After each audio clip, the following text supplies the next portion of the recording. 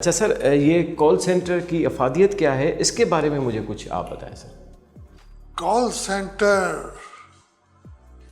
جہاں تک میرے علم میں یہ واحد ادارہ ہے، نہ صرف پاکستان میں بلکہ یہ اس ریجن میں، جو لوگوں کو آن ٹیلی فون ایڈوائز کرتا ہے۔ پاکستان کے کسی حصے سے بلکہ پاکستان کے باہر سے بھی ہمیں کال آتی ہے اور لوگ اپنے مسئلے کے بارے میں ہم سے پوچھتے ہیں۔ ہم انہیں آگاہی دیتے ہیں کہ جناب آپ کا مسئلہ یہ ہے اور یہ مسئلہ کس طرح سے حل ہوگا۔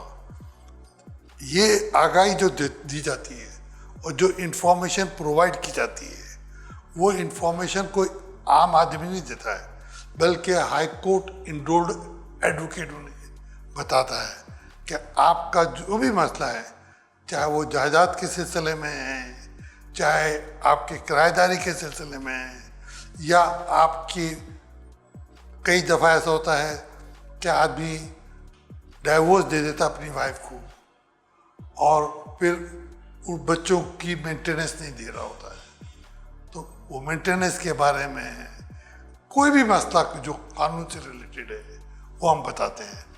ہم نے یہ بھی محسوس کیا وقت کے ساتھ ساتھ کہ بہت سارے مسئلے مسائل زندگی کے عام دشواریوں سے، مثلاً ایک چھوٹا گوٹ ہے، وہاں اسکول تو بنا دیا گیا ہے مگر اسکول میں ٹیچر موجود نہیں ہے،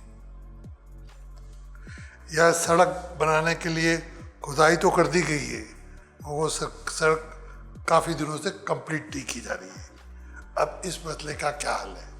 اب اس مسئلے کا عمومی طور پر تو آدمی یہی کہتا ہے کہ جناب آپ ایجوکیشن سیکرٹری کو لکھ دیں، ایجوکیشن ڈائریکٹر کو لکھیں، مگر یہ مسئلے کا حل نہیں ہے۔